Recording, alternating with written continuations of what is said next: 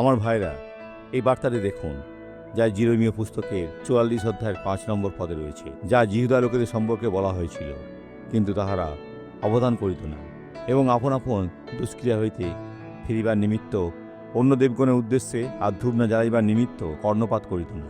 আপনি কি এরা বিশ্বাস করতে পারেন? ঈশ্বরের নিজের লোকেরা, যারা মিশর থেকে পালিয়ে এসেছিল, তাদের বংশধররা, যাদের উপর প্রভুর হাত ছিল, তাদের সারা জীবন ঈশ্বর থেকে এতটাই বিপদগামী হয়েছিল যে তারা অন্যান্য দেবতার উদ্দেশ্যে ধূপ জ্বালাতে শুরু করেছিল। এখন আমি আপনাকে জিজ্ঞাসা করছি, আপনার বংশধররা কি তাদের বিশ্বাসে দৃঢ়, নাকি তারা কেবল গির্জায় যোগ দিচ্ছে? আপনি কি বাড়িতে সভা করছেন এবং আপনার বাচ্চাদের জিজ্ঞাসা করছেন আপনার নাতি নাতনি এবং আত্মীয় স্বজনের আনতে, যাতে তারা একদিন ঈশ্বরের বাক্য নিয়ে কথা বলতে পারে? সকলেই এরা শোনা উচিত। আপনাদের ভূমিকা পালন করুন, যাতে তারা ঈশ্বরের কাছ থেকে বিচ্যুত না হয়। আমরা এখন প্রার্থনা করব। পিতা, আমরা এই ব্যক্তির পরিবারের জন্য প্রার্থনা করি, যিনি এখন আমাদের সাথে প্রার্থনা করছেন, যাতে এই ব্যক্তি বিশ্বস্ত থাকে এবং পুরুষ ও মহিলা এই দম্পতি বিশ্বস্ত থাকে, যাতে তারা তাদের সন্তান, নাতি নাতনি এবং আরও অনেক বংশধরকে প্রস্তুত করতে পারে তোমাকে সম্মান ও ভয় করতে, হে আমার প্রভু। অন্যথায় তাদের বীজগুলি অনন্ত শাস্তি ভোগ করবে। ধন্যবাদ প্রভু।